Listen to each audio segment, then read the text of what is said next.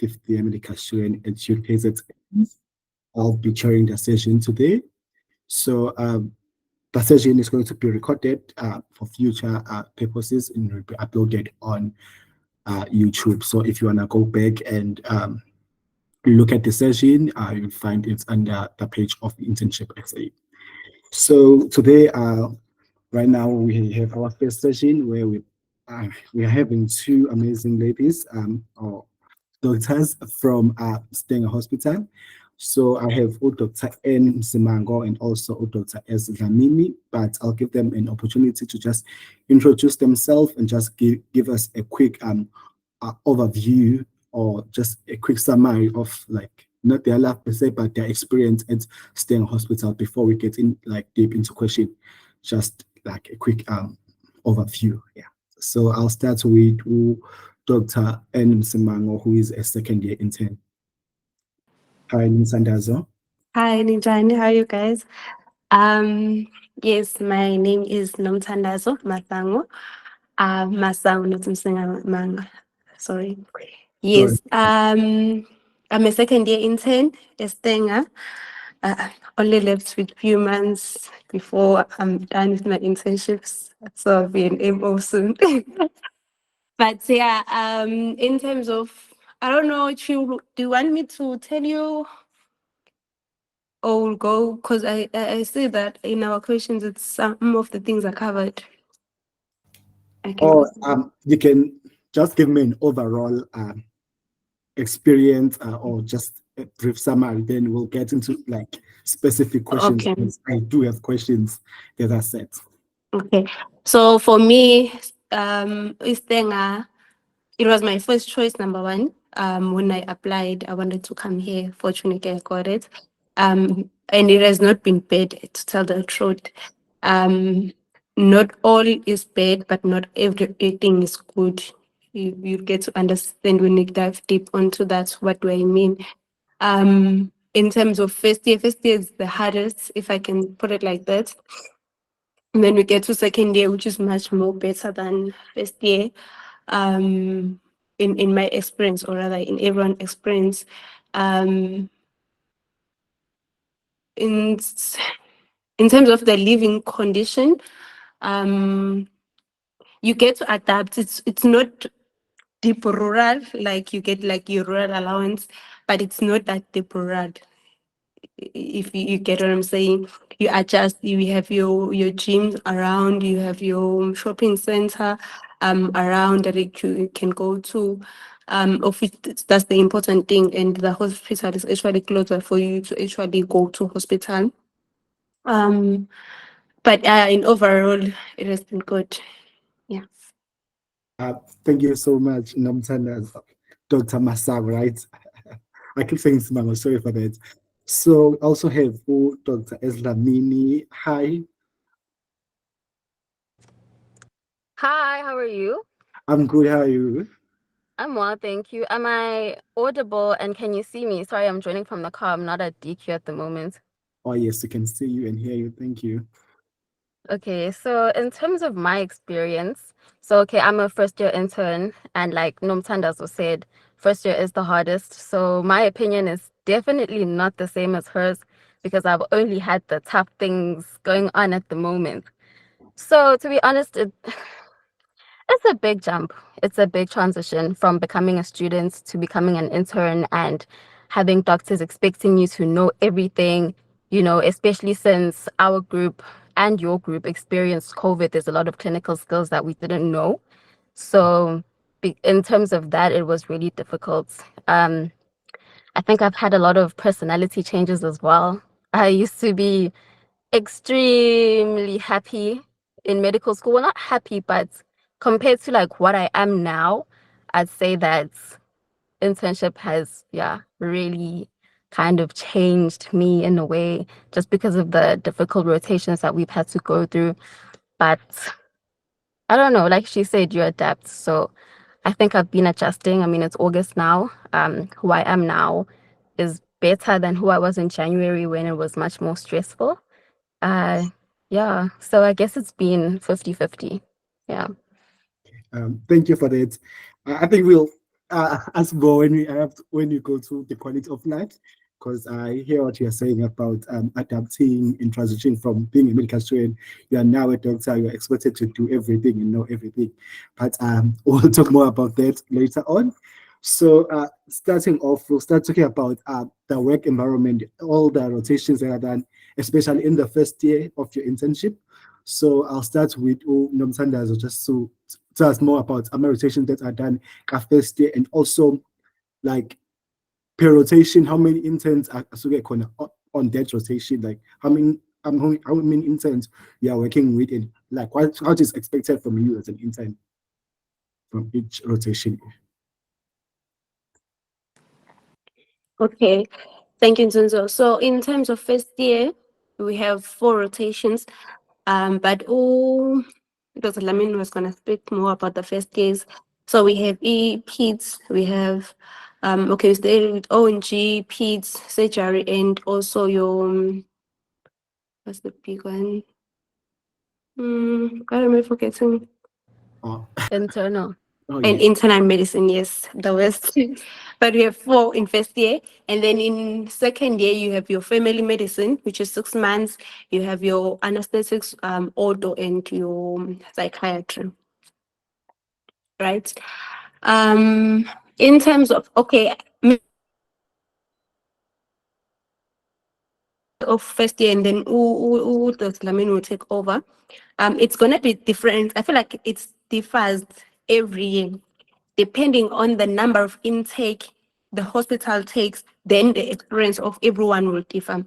For example, in our group, we had a minimum of 10 people per group. That's every group, like where they're doing peds. So that was the minimum. So other groups will have 14 people, others will have 13 interns, others 12. That's how our group was. Which was very much different from the class of that was ahead of us. They had less number of interns. I think it's almost the same number as the current first years. So they had difficulties in terms of doing calls, because then if you are, for example, let's say you are 6 in a group, you have 7 days of in a week, then that will mean every day someone has to be on call, and that will mean every week or every 3 or 5 days you have a call. Then that decreases the amount of calls, if you get what I'm saying. So it's not a static thing. Uguti, in peds, you'll always have 3 calls, or you'll have 5 calls. But obviously, you need to have the minimum calls that you do for you to actually get even the allowance, which is your overtime allowance. Because if you don't meet that number, you're not supposed to get paid, right? So that's depends on the number of interns that are employed or that are taken that particular year. So I'm not sure if the intake will increase next year or would also go down depending on the economy or whatever is happening in the department. But we just have to pray that the number of interns taken is actually more for you guys to enjoy the internship. Yeah, and then in terms of the rotation, I think Dr. Lamin can actually elaborate, and if she misses anything, I'll then take over. Thank you for that, Dr. Namthandazo. I'll move to you, Dr. Lamin, just to elaborate more on rotation for first year, and also can touch on calls for, especially during the internal medicine block, like block rotation specific. Yeah. What's how were the calls, and like per call, how many interns are there? Okay, so you want me to first talk about each rotation, as in how it is, Oh, yes. and also the number of interns in my group specifically. Yes, in your group specifically, yes, and your experience. Okay, so Nomta already mentioned which rotations are done in first year. So the ones that I've done so far, my first rotation was pediatrics, then followed by surgery, and now I'm currently doing internal medicine. So like she said, the intake has decreased. So from the number that she had in her group, or currently has, we started off with 8 interns, and I think currently now we're 9 of us. So that's made things very difficult in terms of the number of calls that we get in 1 week or 1 month, the number of weekend calls that we've been doing, just because of the low number of interns. Specifically, Okay, I'll start with pediatrics because that's what I started with. I think your experience of the rotation is going to depend on your attitude towards it. So if you like peds, you're going to have a better experience than someone who doesn't enjoy peds. I enjoyed my peds rotation. Okay, 50-50. I enjoyed the working environment. No, I'm sorry, I'm joking. I enjoyed the working environment because I did peds there as a student. So I already knew all of the doctors and I knew how they were. It's a very healthy environment to work in. And then in terms of, so that was me as a student. And then in terms of my experience as an intern, it was much harder. So you do calls in nursery and you do calls in pediatrics. The nursery calls, anyone you ask will tell you that a nursery call is the worst call that you can ever go through. It's just, yeah, like I think you guys are gonna know what I mean once you do it. In terms of surgery, that's much easier than pediatrics. And then just to touch more on internal medicine, since you asked, so there's 8 of us in the group. Someone is currently doing 3 calls this week alone versus another person who could do 1 call in the week. So sometimes it honestly just depends on your luck. Also, you're doing 3 calls in 1 week or 1 call in 1 week. But the set number of calls for us in the month so far, last month we had 5 calls, and then this month you have 4 calls. It depends on who's going on leave, and obviously the number of interns for you guys next year is also going to change.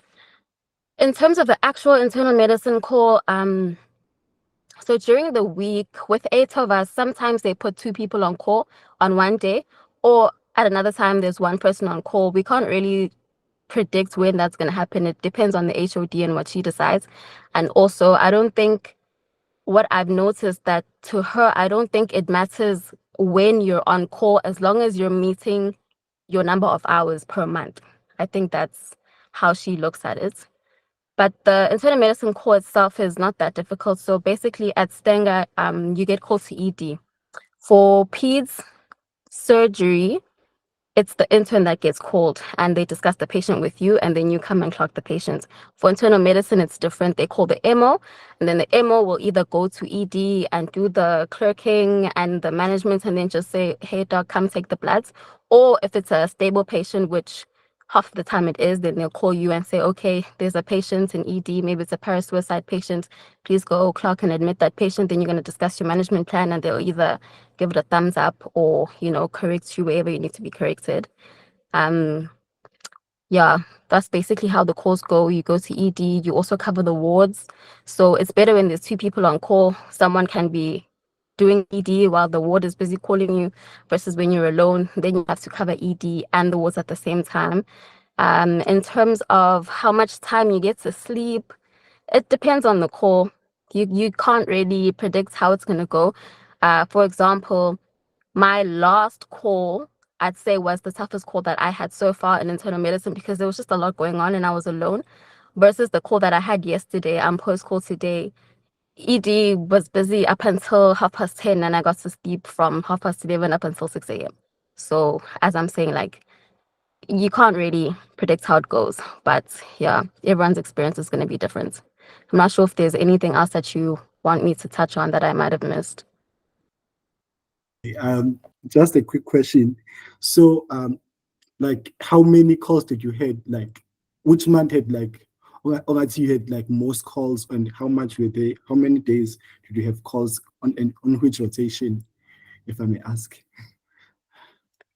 So, internal so far is okay. Like I said, it's 5 calls, and I've had most of the time 1 call per week, and sometimes 2 calls, like a Monday and a Saturday, for example.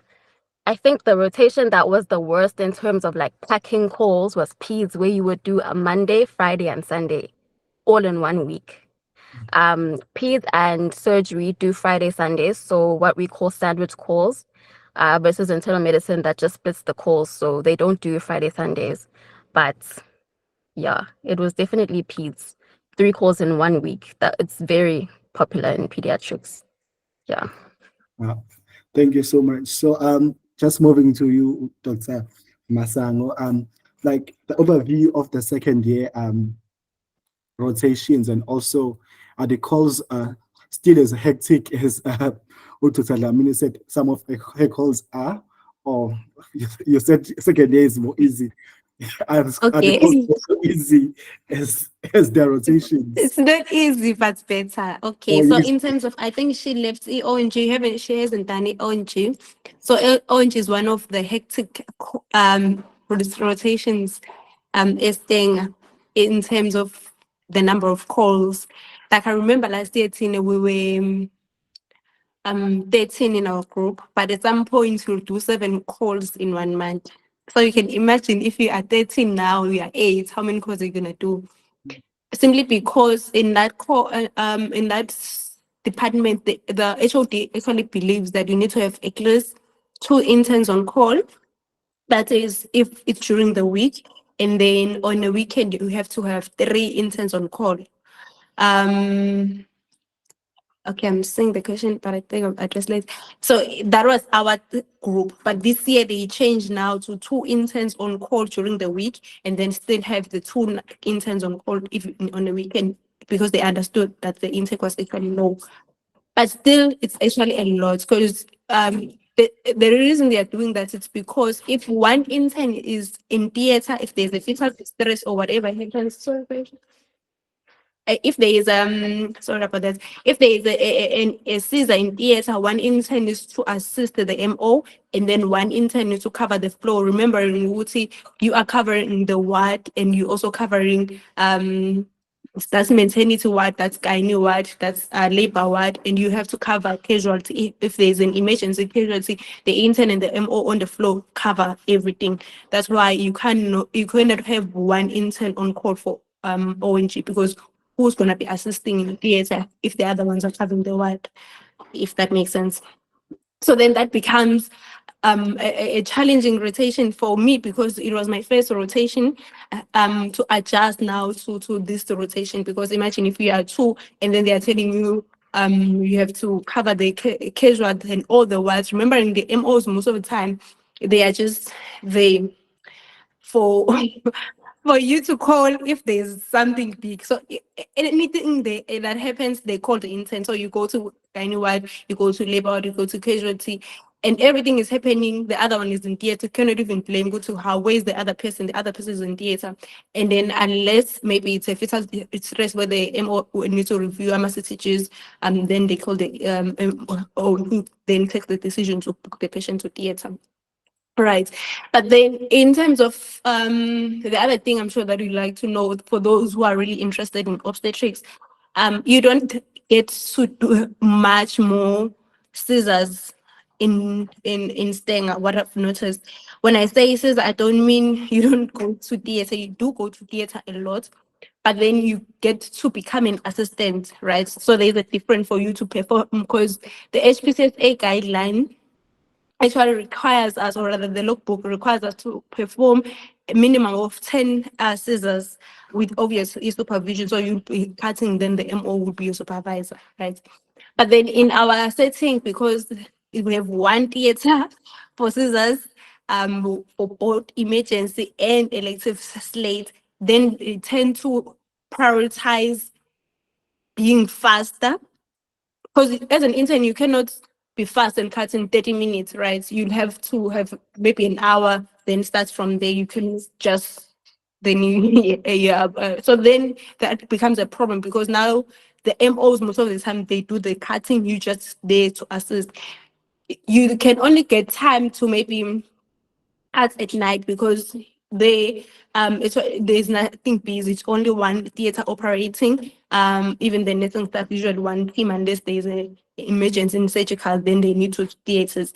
But also in that time, you don't get the time again to cut the scissors, because they are thinking, what if another scissor is booked, the intern is still learning, so they wouldn't even allow you at nights, because even the anesthesiologists have to cover the ICU and wait. What if there's a step heart? You get what I'm saying? So then you get to get that opportunity in rural medicine, which is your district hospitals. But if you go to district and other hospitals, you find that there's only 1 patient waiting for a scissor the whole week.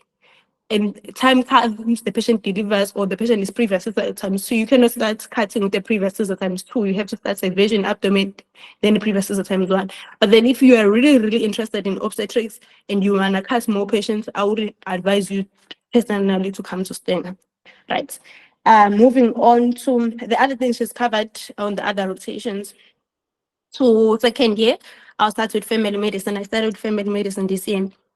So in family medicine, we have rural medicine, which is 2 months. You go to a decentralized hospital, which is a district. We have 3 in our setting. We have Imontobelo. I'm sure others, maybe if we are from KZN, you know the places. We have Imontobelo. We have Intunjambili, and then you have Umpumulo, which is recently added. It was added this year. Back then it was just 2, and then this year we added Umpumulo, right? And then you have your MOPD, which is a month. You have your casualty, a month. HAS, which is your HIV and TB rotation, which is also a month. That makes 6 months. So in the first 2 months, or rather the 2 months you're going to be doing your rural, you then have to go to that hospital. So if you're in Motobel, it's like an hour away from Stanger. In Tunjambili, it's also plus or minus an hour away from here.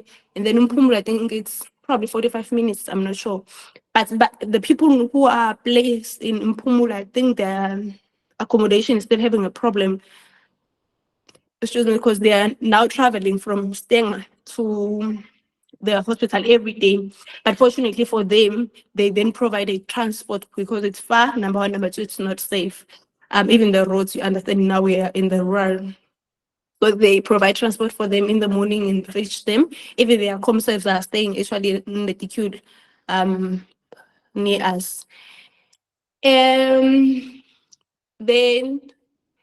okay, so then let me start with the rural. So in rural, what you expected to do is basically to treat patients, because now after the second year, you're going to be a comserve, whether in that rural hospital or in other district hospital. So you'll be treating the outpatients.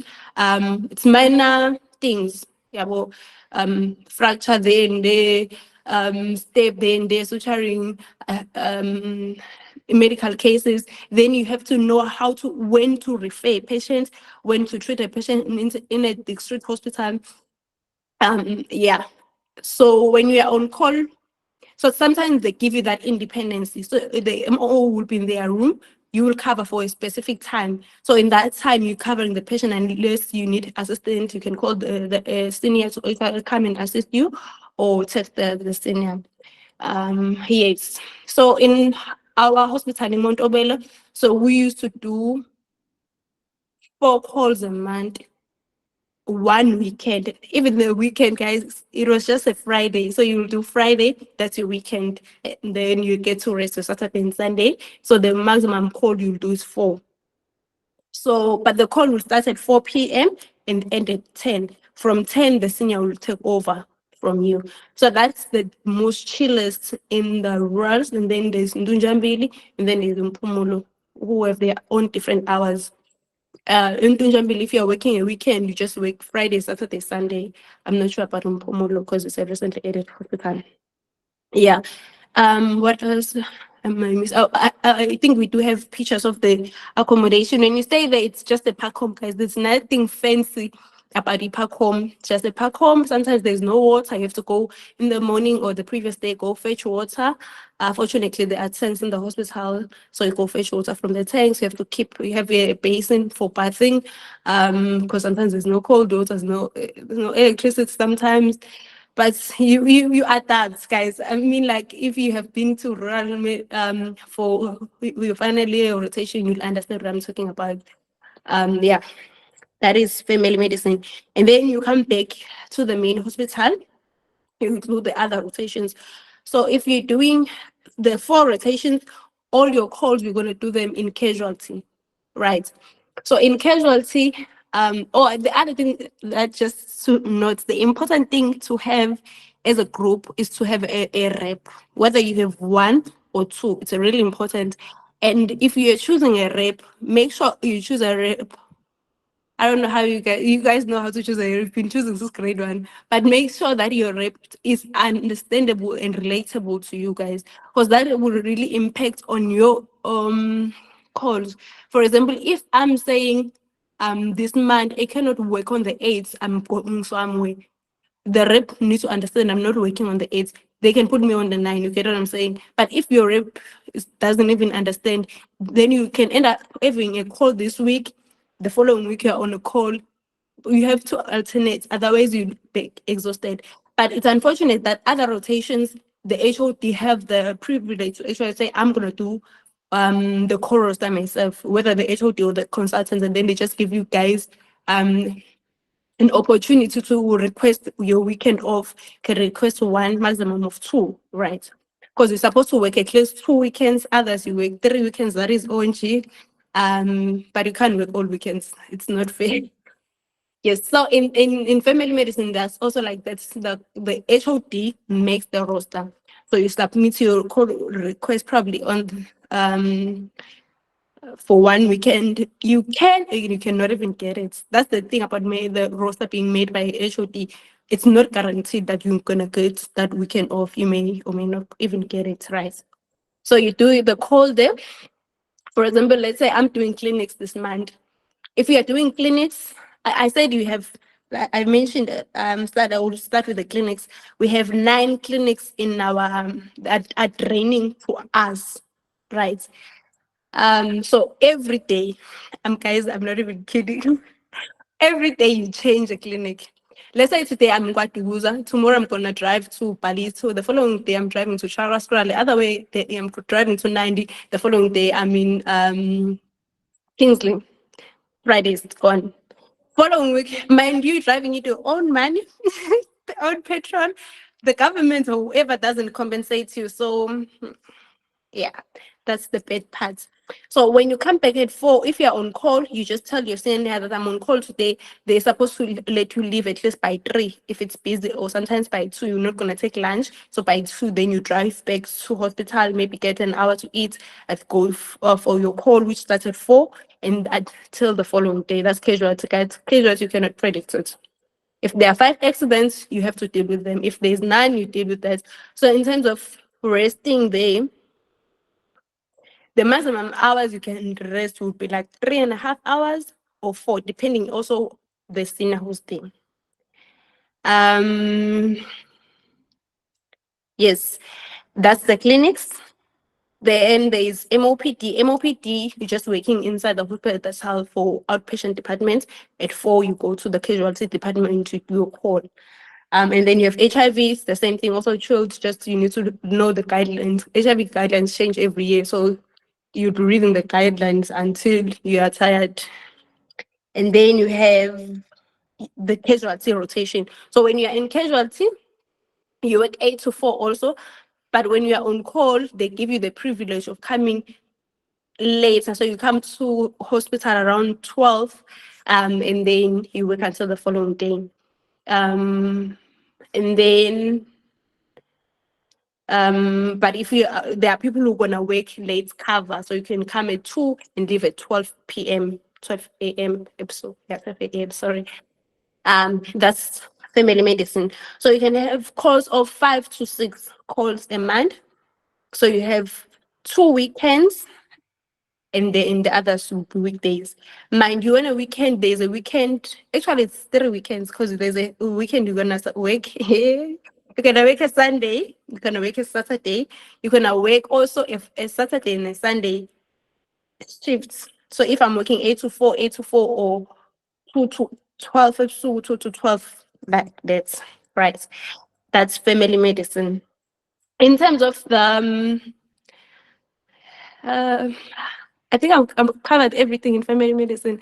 But in terms of the staff, how they are, the rural would depend on the people. But where I was, they were okay. Good people you can work with. MOPD, it's just that some, like MOPD people, like the clinic people, they're just freestyling. You just want to go push the line and go. Sometimes they're not nice people, but others are very nice. So you just work with the people you're working with and be like, okay, cool, I'm leaving after a month. Has they're very nice. They'll be teaching you every day, and you have to write exams. You write 3 times in 1 month. When you come during the month and end of block, you have to pass those. And then also MOPD, you write every 2 times, and then the assessment 2 times. So you're not writing just assessment 2 times, but yeah, you work with that. That's basically family medicine in a nutshell. Not sure if anyone has a question, or I should just continue and finish everything. I feel like it's a lot. Yeah. I'm seeing the comments or the questions. I don't know. Unzunzo will guide me on that. Oh yes, there are some questions, but I'll ask them after. So for the next 2 blocks, can you try to be fast? Okay. to summarize, because I have a lot of questions. We have okay. So the other ones are simple, just 3. We have okay. Let me start with the easier one. Psychiatry, very chilled rotation. Consultants, very nice. What you do there, you have ward people and you have clinic people. So when you're in the ward, sometimes like 2 patients, sometimes it's 1, and maybe you see by 10, most likely you guys are done. Latest by 12, if you guys are done, you can go to your DQ, and the person who's on call will come back at 3 to cover from the clinic and the whole hospital. But unfortunately now, the interns are no longer doing psych calls, so you're doing ED calls. So you're going back now to casualty, which is not a nice thing, but they've implemented. So far, you're doing 4 calls in casualty, but things may change because it was they were piloting with us to actually go back to casualty call. Yeah. Otherwise, it's very chilled. The consultant is nice. You have 3 MOs, and then you go to auto. Auto, you have also very chilled. Nothing much we do in auto, guys. You just see patients, you prepare them for theater, and then you leave. And then for calls, you can have 3 to 4 calls a month. And I don't know if I should tell you, but you can have, you're supposed to have 2, like I said, 2 weekend calls. But for auto, you can have 1 weekend call a month and 1 weekend call a month, or you can just do them this month and the following month. I don't have a weekend call. Yeah, sometimes you're on call, but you're not on call. It's something those things, but it's very chill. They're very nice. Few. In terms of going to theater, you go if you want. It's not a must. Yeah, the autos cut themselves. They don't actually put on you guys. And then anesthetics, it's very nice for me. It was very challenging for our group because we never rotated in hospital for anesthetics, and anesthetic you only do it in 4th year only. So we didn't get that chance. So when you got here, we didn't even know that the basics to set a machine. So you do everything. You have to do spinals. You have to be confident in doing general anesthetic to tube a patient, set the machine, manage an ICU patient. That's what is expected from an intern level. You do 6 calls, 3 weekday calls, and then 3 weekend calls. Also interns, 1 to 2 intern is okay. If it's 1 intern, there will be 3 MOs. If it's 2 interns, 2 MOs. The work is manageable. You can even, like the rest that you can get 6 hours rest on call, or sometimes if you are there's a call I had on a weekend, I worked from 8 until 1. I rested until the following day at 4 a.m. So it's like plus or minus 18 hours rest in a 1-day call. So it's very chill. The people there are very nice. It's just that you learn every day. Every day it's a teaching day. Yeah. So you have to be enthusiastic to learn. Have 2 tarts in 1 week plus a presentation. So 3 presentations or 3 tarts in a week. So yeah, that's basically nutshell of the second year rotation. Thank you so much. So Dr. Dlamini, like with all the blocks that you've done, how can you say is it like on hand teaching, or you're just doing only paperwork? You don't get time to Sorry, Nzuzo, I didn't catch that. Can you repeat what you said? Oh yes. So with the blocks that you have done or rotation that you have completed, so will you say that you get time to like do the skills or do like the procedures, or just going there to just fit in paperwork and like take instruction from the MO or Reg? So you do get time to do the skills. So starting with pediatrics, you do the paperwork. So you fill in all of the admissions as the intern. The MO doesn't do that. But then the baby is your responsibility. So you'll do the paperwork for the baby and you'll do whatever is necessary for the baby. If the baby needs an LP, if the baby needs bloods, if the baby needs a line, you do get to have that experience.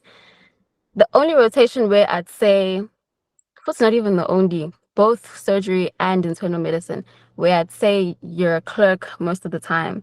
It's those two rotations. If you are aspiring to be a surgeon, I wouldn't say that Stanger is the place for you because you are an assistant all of the time. You are not going to be there as the main surgeon. You won't even get shown how to cut off an appendix. Like you literally, you aren't doing surgery if you come to Stanger. Like that's as blunt as I can put it. You aren't doing surgery. You're just doing paperwork. When it comes to internal med, if you really enjoy medicine as a student, like I did, I think this department can take that away from you because during the course, they're the ones who do most of the clocking and you just come and do the bloods, which I wouldn't say is a skill because, that's like baseline. Everyone knows how to take bloods or should. Everyone should know how to take bloods. But yeah, when you're actually like on a day-to-day basis in the ward, yes, you do get to do the skills. You do but basically, MOs will give you their ward work. So not all of them, some of them, and you'll have your own ward work, which includes having to do pleural taps, lumbar punctures, all of the internal medicine skills. So yeah, you do get an opportunity to do skills a lot in internal med. So for all the blocks that you've done, is there any block that has like a test or an assignment that you need to do like at the end of the block? In peds, the IMAM guidelines for malnutrition, I think it is. So there's just an assignment that you have to do so that you can get signed off from the block. But it's not really anything serious such that you can fail it because it's not like you're all sitting down and there's an invigilator. You do it from the comfort of your own home or DQ and you can have the answers right next to you. So it's literally just that. There's nothing in surgery and there hasn't been anything in internal med. I'm not sure about ONG, but so far it's just that. It's just the IMAM guidelines just to get you signed off from the rotation, but no actual examinations, no. Thank you. So, Dr. Masango, for ONG and the second year rotations, is there any test or assignment an intern is required to complete?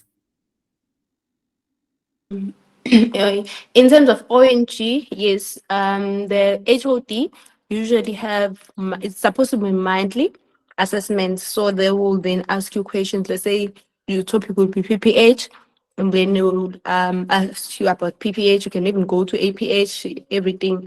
It's supposed to be monthly, but sometimes you do it once in the whole rotation because the HODs are always busy. And then in second year, or in internal medicine, it's not actually an assessment. It's just that they review you.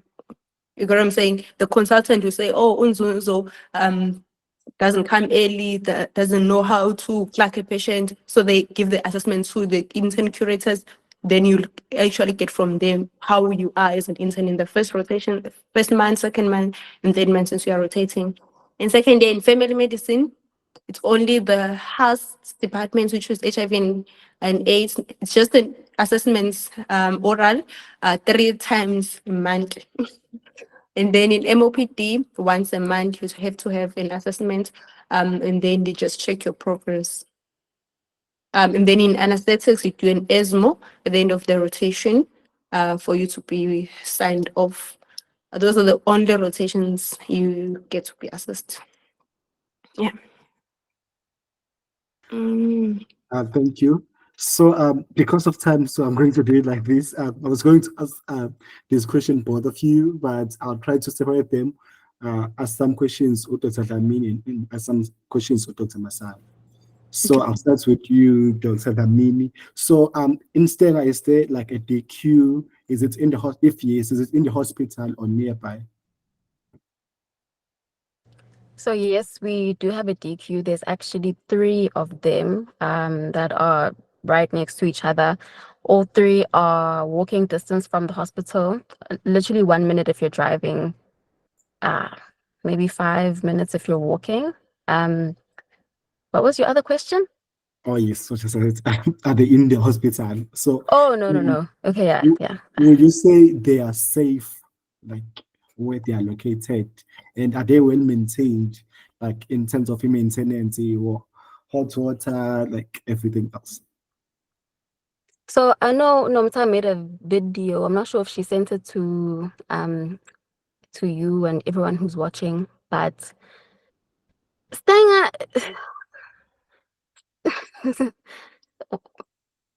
I don't want to say this in a way that's terrible, but okay, so far nothing really has happened.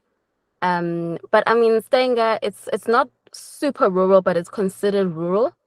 The area itself, and I say this because I just came out of surgery and I've seen the gunshots, the stabs that are happening literally way in that environment where we're living. So based off of what I've seen in the hospital, I'd say that it can be unsafe. But then again, a lot of places can be unsafe.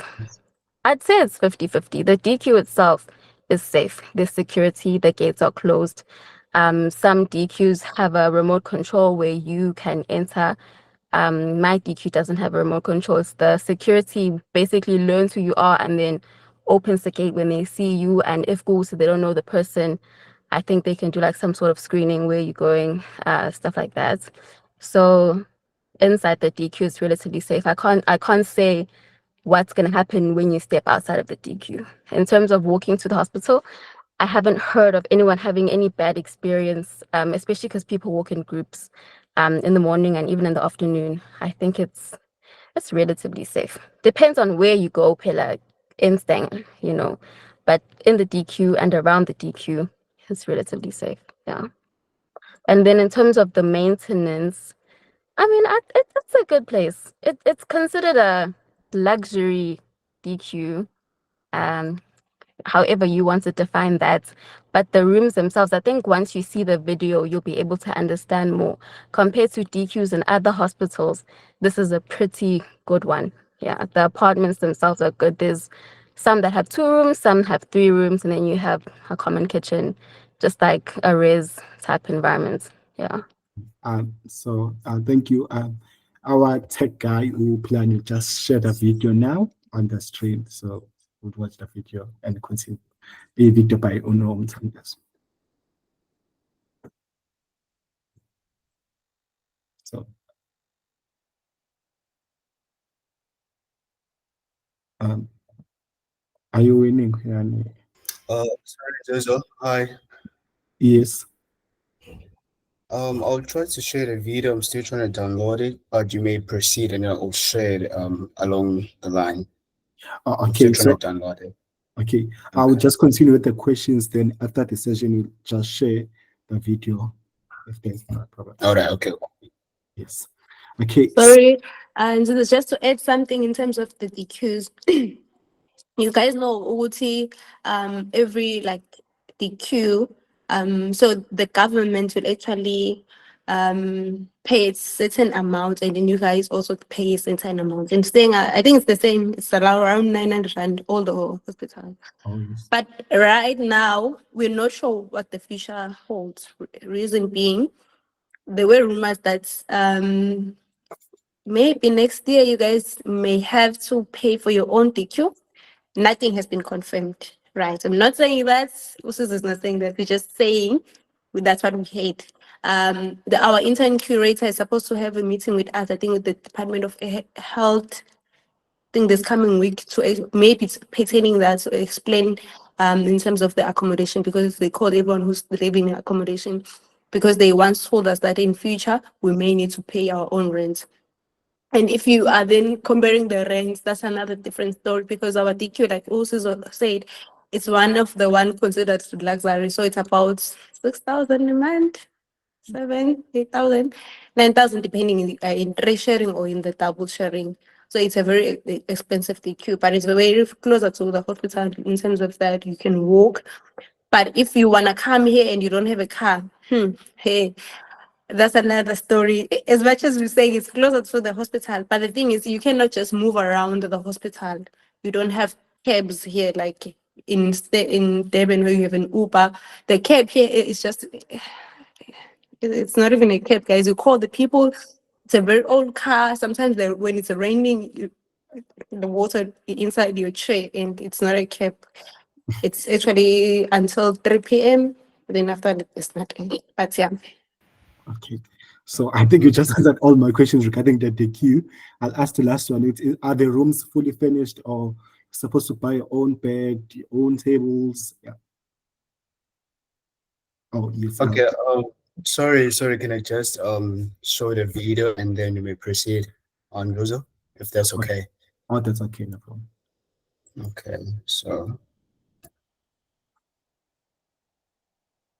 I'm assuming this is the kitchen, living room with a fridge, a closet, a lounge kind of thing, and a bedroom. Okay.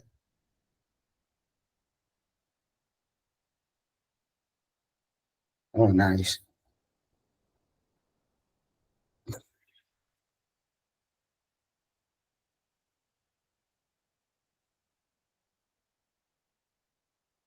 Mhm.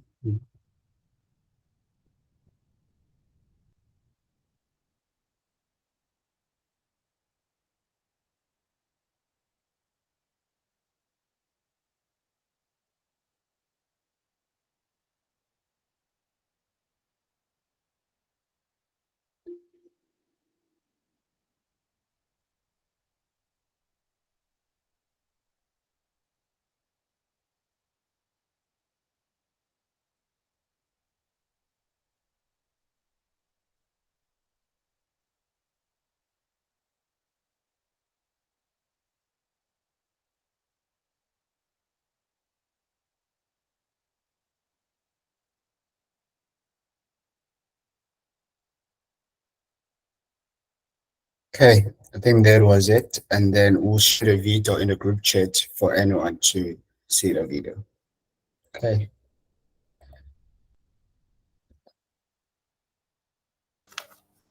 Thank you, Pilani. Just the one question I dare ask before the video to Dr. Dlamini, are the queues finished or someone's supposed to with their finisher? So, oh, sorry. So, partially furnished. So the DQ comes with a bed. It comes with some kitchen appliances. Mine had a kettle. It had a microwave, a bread box, and an ironing board. There's a TV as well. I'm not sure if I'm forgetting something, but yeah, you don't have to buy a bed. Like I think that's one of the most expensive things. Oh, and a couch. It comes with a couch and a small coffee table as well. Yeah. Everything else you have to get for yourself. And curtains. There's curtains too. And a fridge. Yes, sorry. There's one fridge. One small, those KIC fridges, like the ones that we used at Res. Yeah, they're there as well. So are there any malls or restaurants and gyms nearby? So someone to buy grocery and stuff. Yeah, so how far is it, Nomta? Like 5 minutes driving. Kwa-Dukuza Mall. 5, 6 minutes driving. Walking, I'm not sure. There's Kwa-Dukuza Mall, which has a lot of what you need. There's restaurants there, there's clothing stores, and there's your Checkers, I think it's called Save, Hyper, whatever it is. But basically, there's supermarkets where you can buy your food. And then just next to the DQ, you have a spa for people who don't have cars and want to walk. Yeah, so there's spa that you can buy from there. There is small restaurants, Mozambique right there too. Those are within walking distance. Yeah. Not sure, Nomsa, if you wanna add anything on that. In terms of each gym, because you need a gym as an intern. There is a gym next to our next to KFC, which is close to our DQ. But most people don't like that one as the most basic one. There's one in Stanger Mpanza, which is plus or minus 7 minutes drive. And then if you want a fancy one, obviously you go to Vision Active, then you have to drive to Palito, which is plus or minus 20 minutes drive. Yeah, where you get everything in Palito. So a few questions for you, Dr. Masango, regarding the salary. So what is the basic salary and first day intern or second day intern take home after tax? I think Usuzo is covering this one. I didn't even check, but there's a basic and she's covering this one. Sorry. Yeah, I have all of the values. Oh, So your basic salary, like the basic salary, just to be exact, is 34,279 Rand. Your overtime, which is not in your basic salary, is 18,231 Rand. So your gross salary before tax, with your rural allowance included, because Stanger has rural allowance, is 74,190 Rand. And then your net salary after they deduct its tax, and if you stay at DQ, they automatically take away the 900 Rand, is 52,407 Rand. So that's what you get per month. Someone's clapping.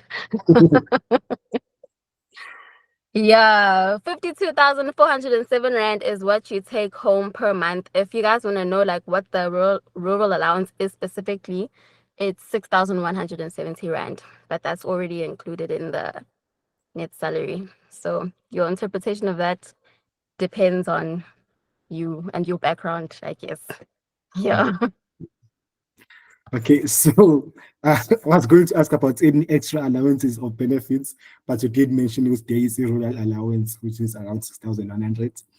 And you did mention the overtime pay. I think you covered all this at once. Thank you so much for that.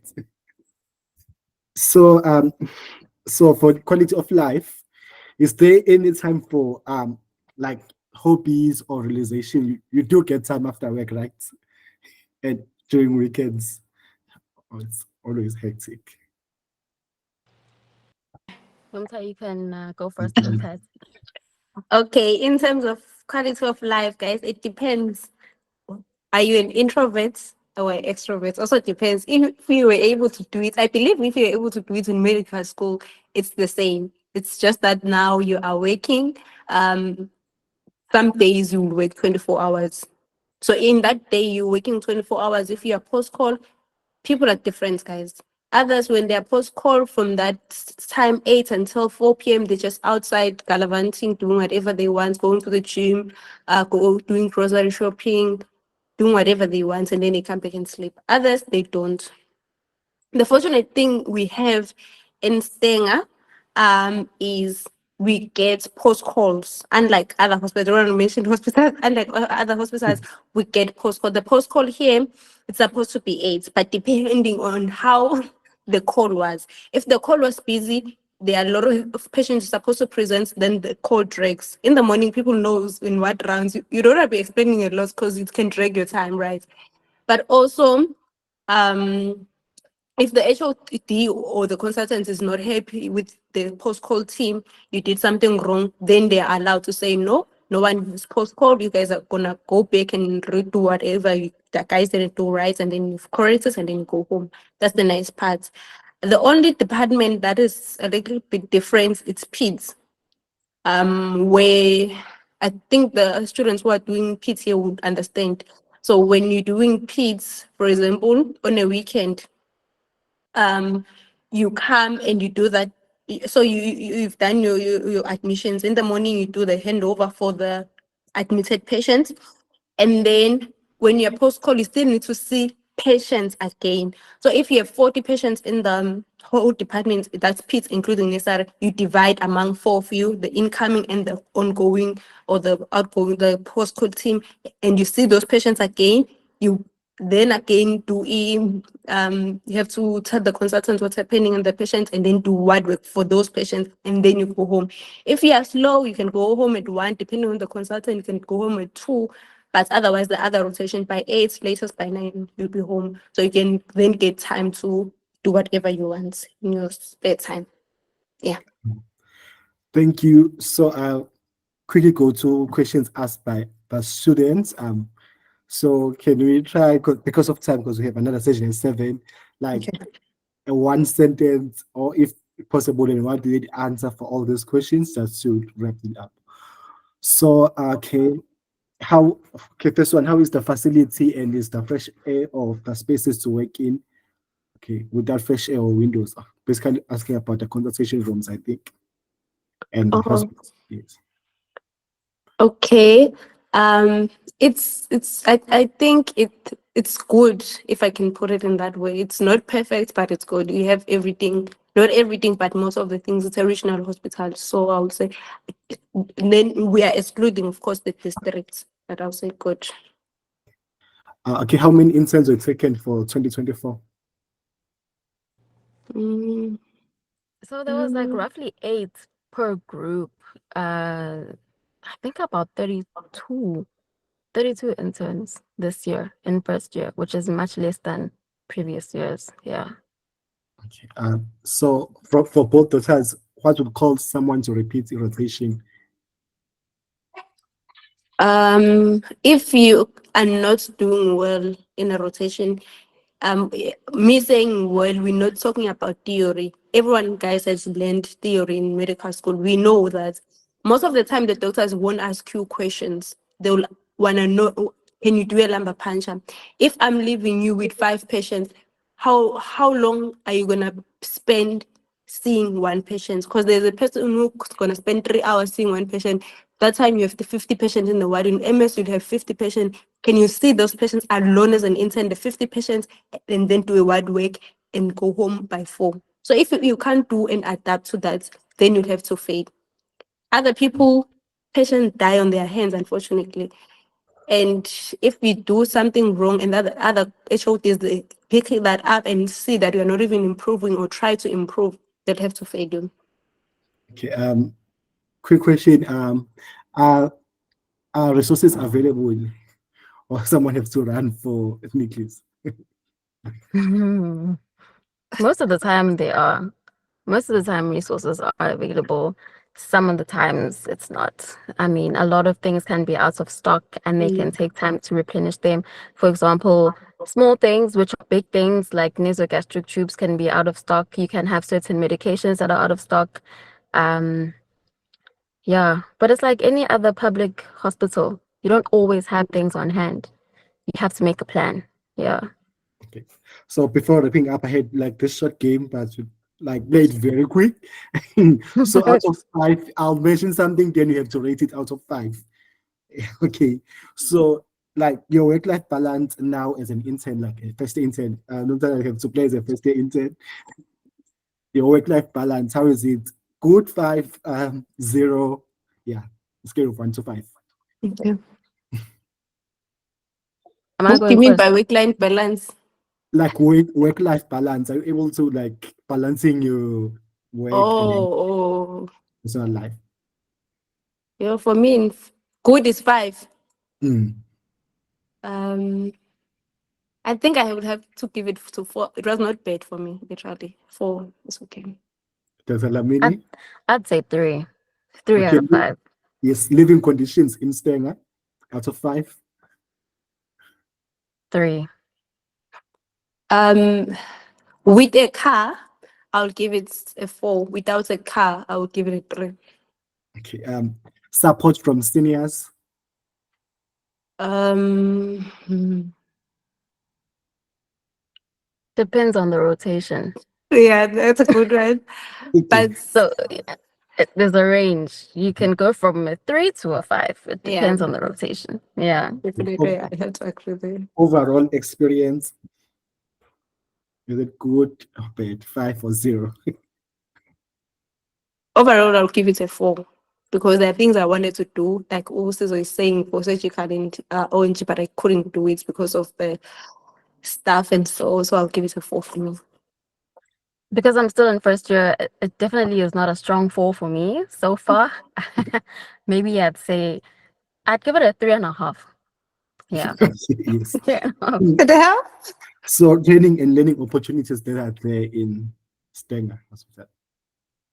Sorry, please. Training and learning opportunities you get from at the hospital, like our 5, like there are more opportunities or like likely to less opportunities.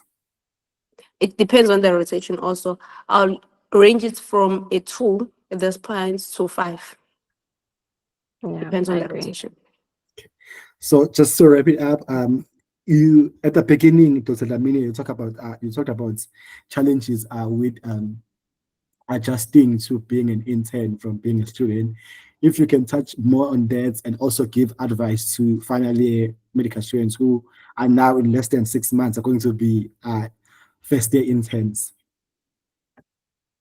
Okay, so just based off of my own experience, the adjustment for me had to go from because I come from a very supportive family.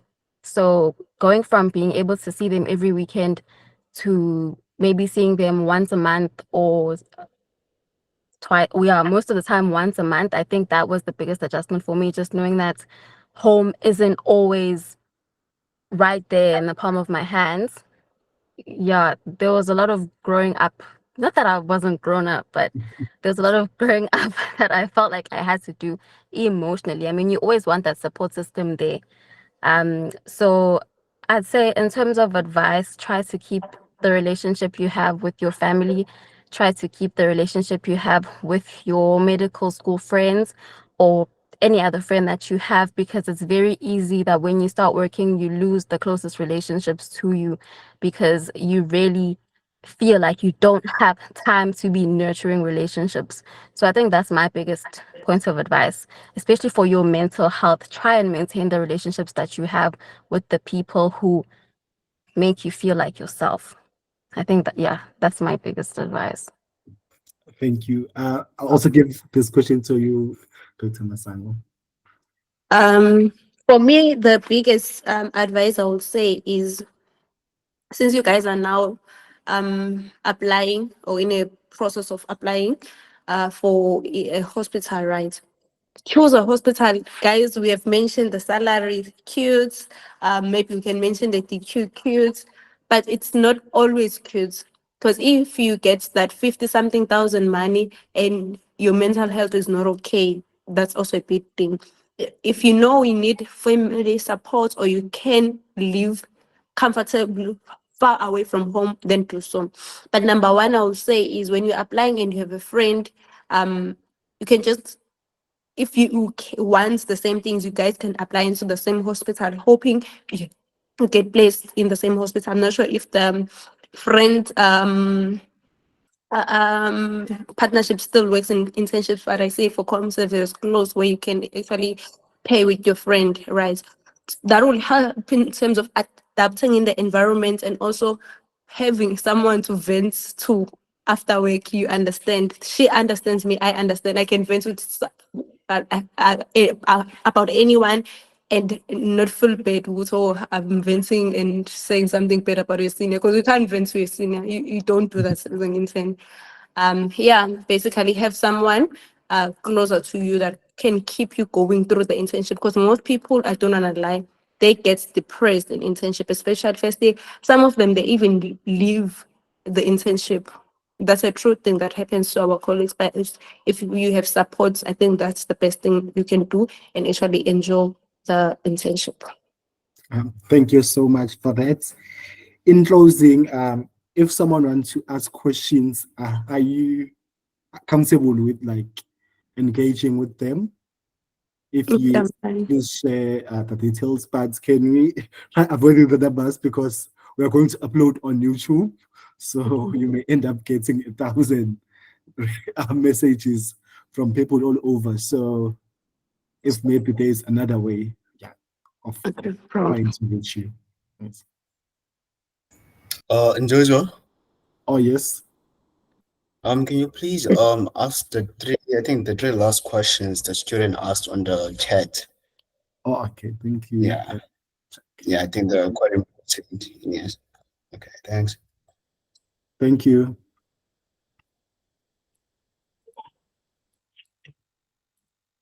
Oh, okay. So, the first question is it better to live in Palito or commute?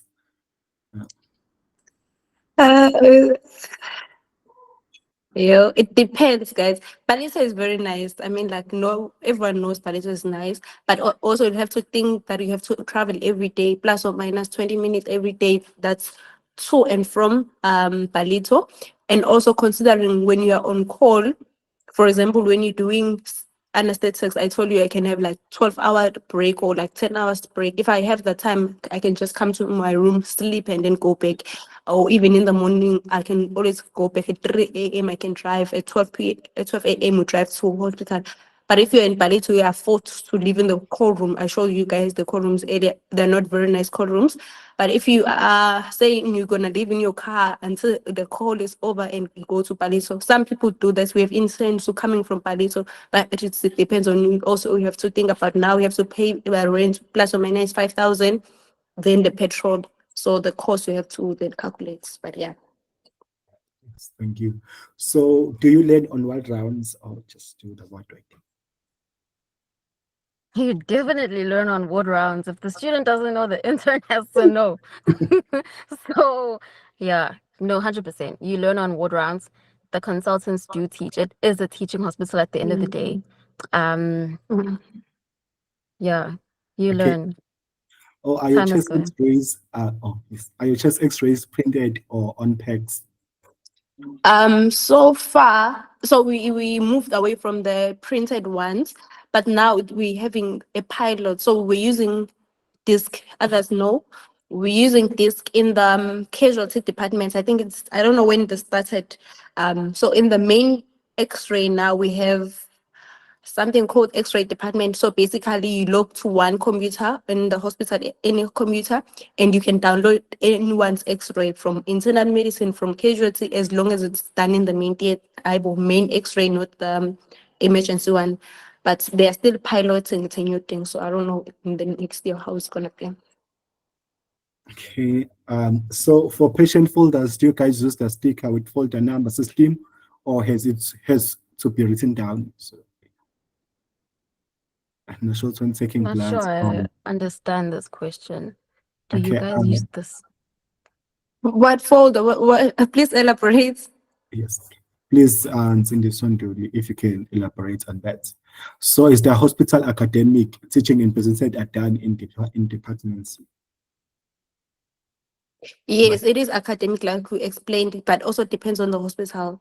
So yeah, like I said, in anesthetics, you'd have 3 times a week where you have teachings, but in places like internal medicine, you don't actually have a meeting room, but every day it's a teaching day. The consultants will have to ask you questions, and if the student doesn't know, always the intern has to know, and that time didn't even read, but yeah. Yes. Dr. Lamini, was Stanger your first option? Stanger was my first option, but it's not the option that I actually got. I got King Edward, which was my second option, and I basically fought my way to Stanger. I know swaps weren't allowed, but obviously some people had exceptional circumstances, so I ended up swapping with them, and I got Stanger. Yeah. Okay. Thank you. So, do you have to pay for electricity and water in the DQ, or everything is covered? Electricity, yes. Water, Yeah. no. Thank you. So I think I can try to ask all the questions. I'm still waiting for Umtindi Sonduli, but I don't see the clarification. Oh yes, each patient has their own folder with folder numbers on top. As the patient comes in, do we manually have to write their details, or there is a sticker with all the patient details? No, the patient will come from so they go to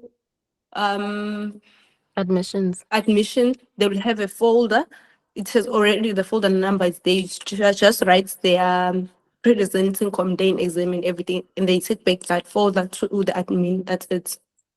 We don't use laptops, unfortunately. We're still writing down. Yes. Dr. Damini, did you have to use the ISCP network, or did you do it personally, like swiping with another intern? We had to speak to the, what are they called? We had to I forgot what the people are called, but those people that are like heading the different provinces, we had to email those people in order to approve of the swaps. Yeah. Okay, so just going to say, because of time, we have to, if they have like other questions they can ask on the question and on the question link, then we will send the questions to the doctors and like release the answers if the doctors have already like answered. So yeah, because of time we have to get on to the another session, but thank you very much. It was a very informative session and I enjoyed it. This is my first time hosting or during this session, but yeah, I enjoyed having you guys. Thank you. Thank you so much, and you're a good host. Thank you. Bye, guys. Thank you. So we'll be